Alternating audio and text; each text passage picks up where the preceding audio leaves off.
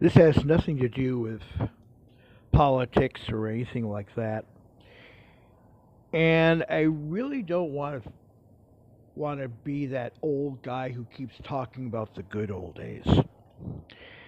As many of you know, our probably the most popular video that we've ever done on this channel is still attracting people, and that is the video that we did about a week ago to give tribute to Tim Conway. He passed away about a week ago.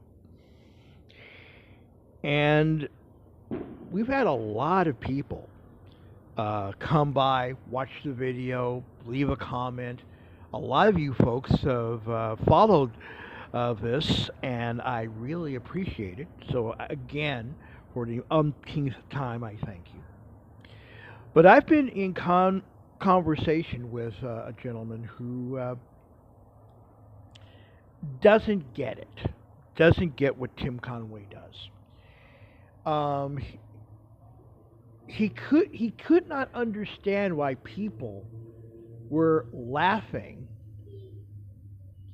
at a story that Tim Conway was trying to tell, and everyone was laughing in the background. The audience was laughing. He couldn't get anything out, and then he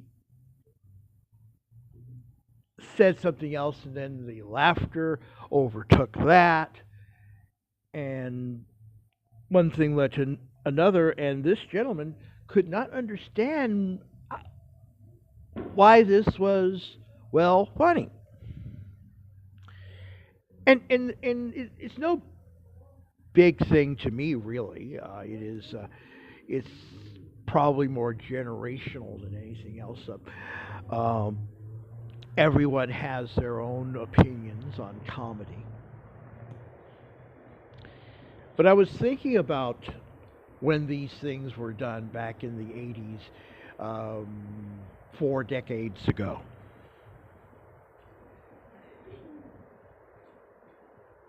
And it got me to thinking about what comedy was. Shows, a new type of situation comedy, for instance, was starting to become popular, and that was the situation comedy that also was a drama.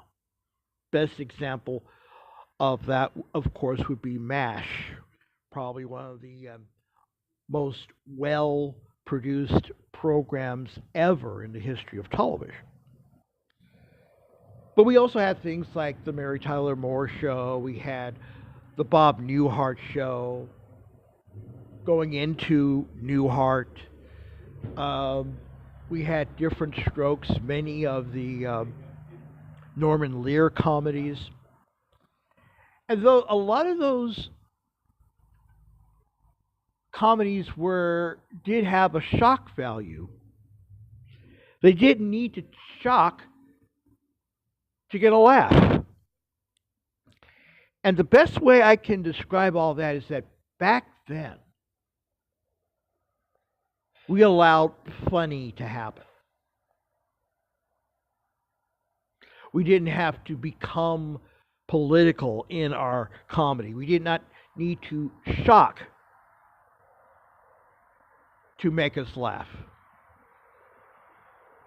Now, of course, yes, we had people like Bruce, shock things, but allowed to happen. One of the most incredible comedians ever in the history of this planet was Jonathan Winters. He had a very inventive mind, probably as inventive, even more so than Tim Conway.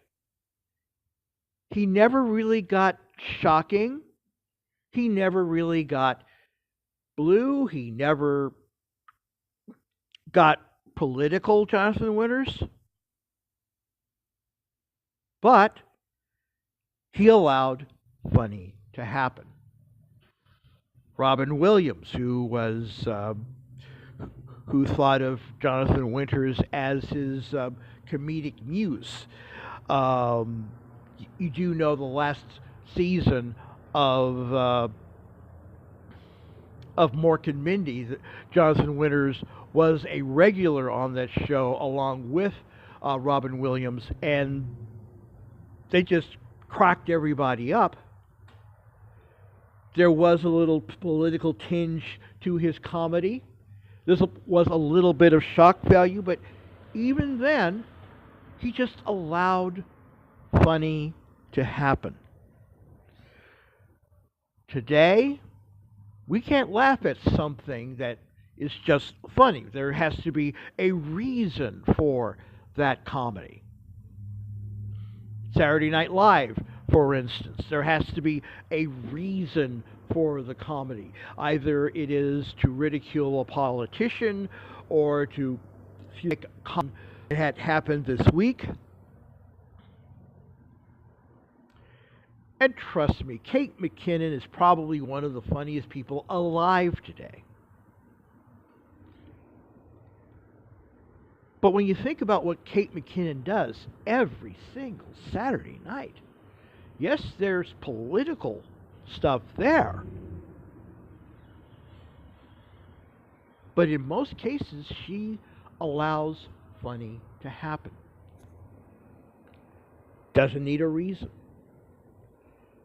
Big Bang Theory just wrapped up about 9 or 10 enough to know, or what was allow funny to happen.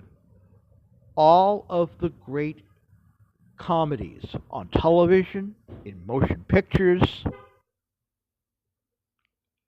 stand-up comedy, I don't really see someone like Jerry Seinfeld being either shocking or blue. He just talks about the stuff that people go through every day. And if that's not your cup of tea, that's fine. That's fine. Whatever makes you laugh, that's fine. I'm only talking about this from where I stand as a 64-year-old male in America. That if you go all the way back to the history of what we call comedy in the modern world,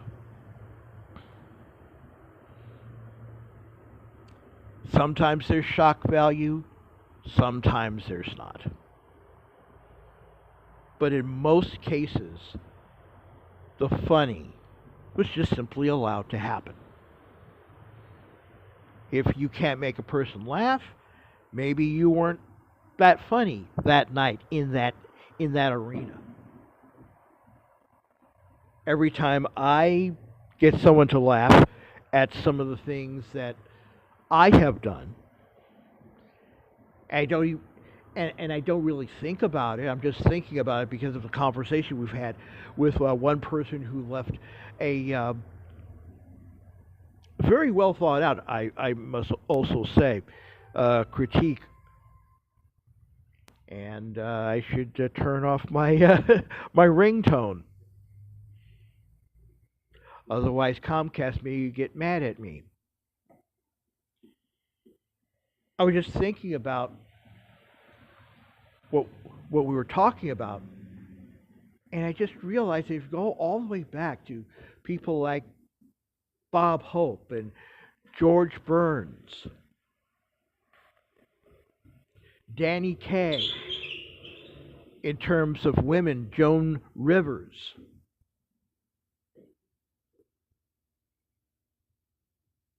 Joan Rivers was probably a groundbreaker when it comes to comedy. Ellen DeGeneres. You don't have to be shocking or blue to get someone to laugh. But then again, maybe your sense of humor is different than mine. And that's also all right. But I think back in the day, we simply allowed funny to happen. And that's all I have to say. Outside of if you like what we do,